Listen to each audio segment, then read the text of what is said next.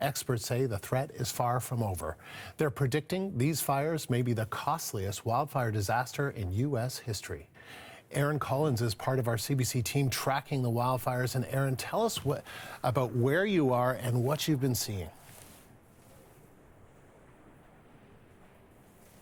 Sure, Andrew. Hello. And where we are right now is we're on the Pacific Coast Highway, obviously a destination for years for many people who want to come enjoy all the great things that California has to offer. It's not why people are here today, right? You can see up on the hill behind me, that's sort of the Pacific Palisades region, and that's the area of Southern California, the area around Los Angeles that was hit by that Palisades fire that you just mentioned that started on Tuesday.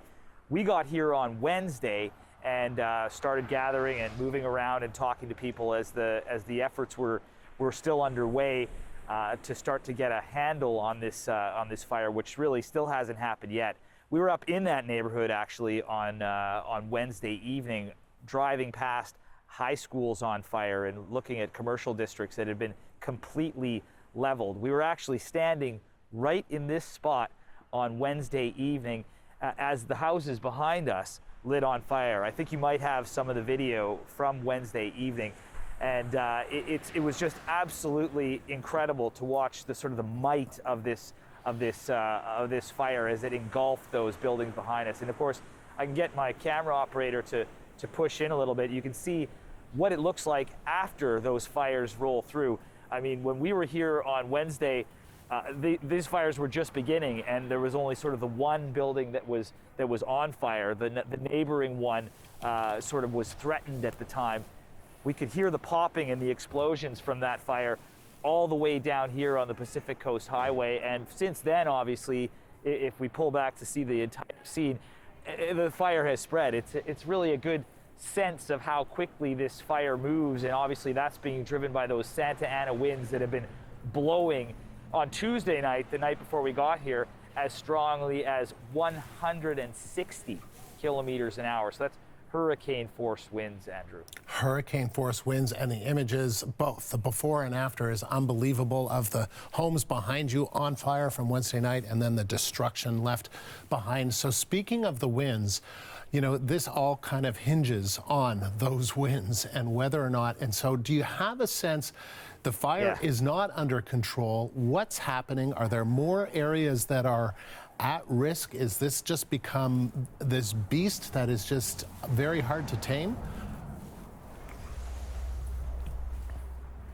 So currently, I don't think there's a fear that the fire is going to spread, but it's certainly not under control. The Palisades fire behind me, I believe, is around 8% under control. The Eaton fire, that's the other big one on the other side of Los Angeles. It's just 3% under control or contained at this point. Now, you're absolutely right, as they always do, whether we're in northern Alberta or British Columbia or any part of the world where these kinds of wildfire situations are happening, it's always depending on the weather. And that comes to air quality.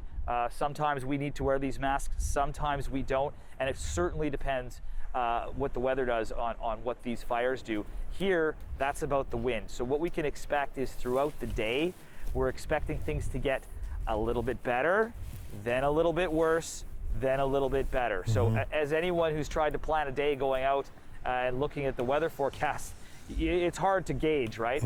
But the general, I guess, sort of line is that things are getting a little bit better, and the hope is that those firefighters are going to be able to get a handle on things and start turning the tide on all of the fires threatening the Los Angeles area. Aaron, I know that you spoke to our colleague before we came on the air together, and you were saying you're from Alberta.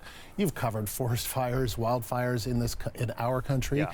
This is different, right? This is a different level. Tell us about that.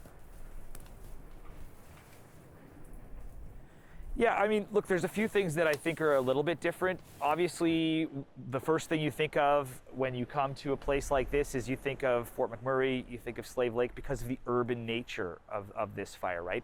We often come to these places when humans are threatened, when their homes are threatened. And I guess we weren't sure. I've been down, I actually covered a fire just down the road here a few years ago near Ojai. And you know, it's less populated. So the dense population here in the Los Angeles area, I think, is what's really making a big difference here. We went through some of the areas most affected yesterday, and we're hearing at least 7,000 structures damaged or destroyed by that Eaton fire, 4,000 by the Palisade. So when we say things like structure or building, what we really mean is somebody's business, somebody's livelihood, somebody's home, right? And some of those structures, one that we stood next to yesterday, it was an apartment block. So that's like 12, 14 people's, families' homes. It's incredibly traumatic and incredibly difficult. We spoke to some people that were returning home to find that they had no home yesterday, digging through the ashes of what used to be their house to find silverware. Yeah, all right, really puts it into perspective. Aaron, thank you. That is the CBC's Aaron Collins on the Pacific Palisades Highway north of Santa Monica.